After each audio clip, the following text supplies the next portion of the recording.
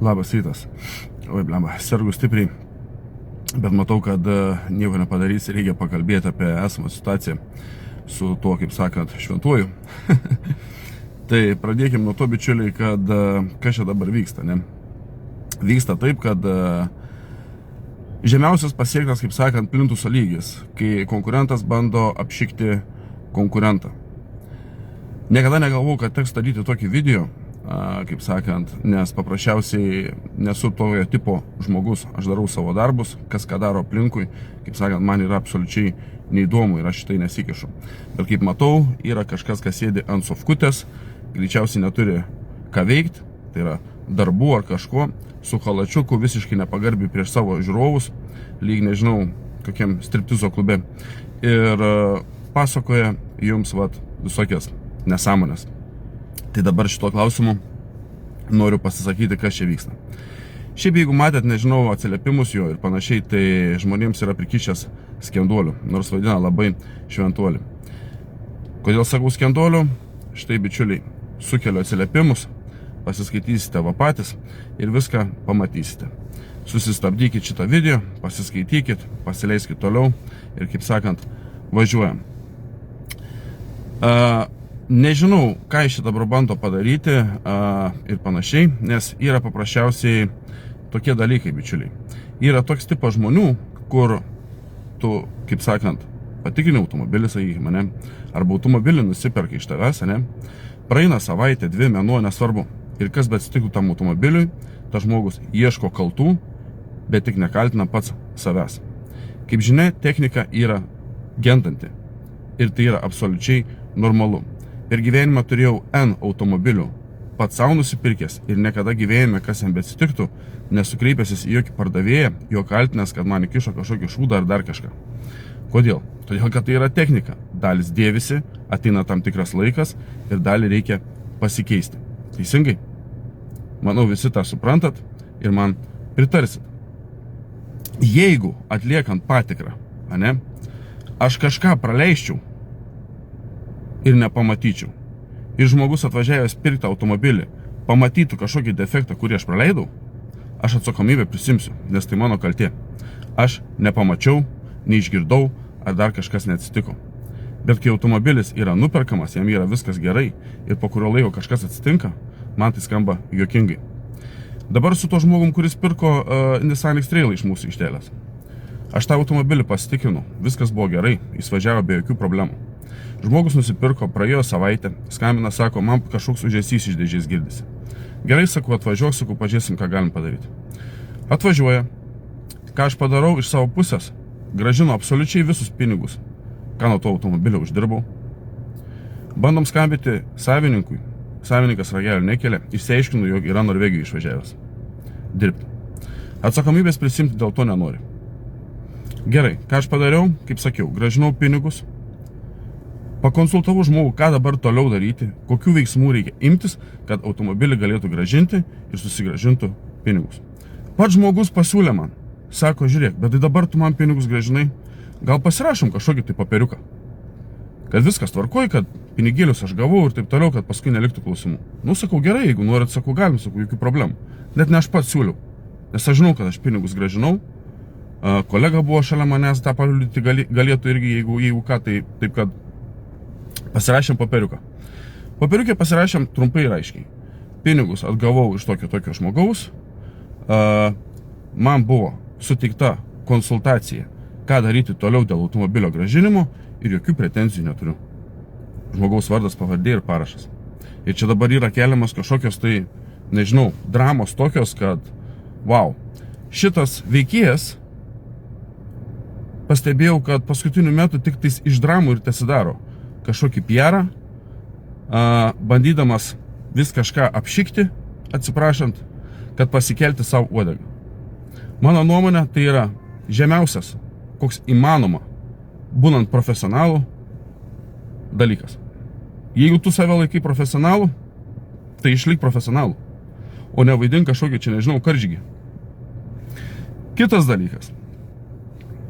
Dėl aikštelės, Atsimenat, prieš kokius gal 4-5 metus aš buvau daręs viešai video, jog Mano svajonė yra padaryti aikštelę su normaliais, gerais automobiliais, kuriuos tikrai galima pirkti. Užtrukau laiko, kol, kaip sakant, sutaupiau pinigėlius, kol radau tinkamą man vietą, kol padariau visą reikalą, kaip sakant, nes čia yra reikalų, bičiuliai, paruošti aikštelį ir taip toliau ir panašiai, čia nėra vienos dienos darbas. Viską pasidariau, suprant, taip toliau. Pastebėjot, šitas veikėjas bandė irgi kopijuoti mane. Oi, mes irgi dabar čia galim parduoti jūsų automobilį, čia taip. Kažkodėl nei to automobilio nematau, nei nieko. Greičiausiai nepaėjo. Tai vėlgi pavydas ima. Tai tu mažiau pavydėk žmogau, daugiau daryk. Mažiau ant sofkos sėdėdamas. Ir padarysi. Jokių problemų. Nes pavyzdžiui, aš dirbu 7 dienas per savaitę be jokių išeiginių. Ir dabar sergantis aš dirbu, nes yra pažadėta žmonėms padaryti automobilių patikras. Yra pažadėta žmonėms aprodyti automobilius ir taip toliau ir panašiai. Nes paprasčiausiai jaučiu atsakomybę už savo klientą. Jam padėdamas, jam padarydamas tai, ką esu prižadėjęs. Taip, kas dar? Dėl atsakomybės. Aikštelėje dauguma automobilių yra atvarytų mums iš mūsų partnerių, kurias esam susiradę ir su kuriais esam susitarę, kad jeigu kažkas atsitiks žmogui po nupirkimo artimoje ateityje, defektai bus pašalinami. Kaip pavyzdys, moteris nusipirko Tiguaną mechaną, tokį matėt, buvom įkėlę gražų. Nusipirko mechaną, praėjo savaitę laiko, sugedo sankaba. Antraliuką tą automobilį parsivežėm, pažiūrėjom, kas tai sankabai negerai. Negerai buvo išminamasis guolis ir cilindriukas. Tuos dalykus sužiūrėjom, pakeitėm, automobilį gražinom, moteris labai patenkinta, viskas tvarkoja, kaip sakant. Čia variantas su to X-Trail buvo pavienis žmogus. Ir dabar atsakykite jūs man, kai jūs parduodate savo automobilį, naudotą automobilį, teisingai, ar jūs suteikėt garantijas tiem, kas perka? Koks būtų atsakymas? Manau, kad ne. Nes kokia gali būti garantija, jeigu automobilis yra naudotas. Šiais laikais garantijos yra perkamos. Yra tam tikros garantijų įmonės, kuriai sumokėjai pinigėlius, pasirinkai planą, ką nori, kad tau dengtų, nusipirkai garantiją ir važinėjai savo ramiai. Ir tie žmonės, tos įmonės, atsakomybę tikrai neš, nes jūs pinigus sumokėjot. O dabar, sakykime, jūs perkate naudotą automobilį ir tikitės nežinau ko.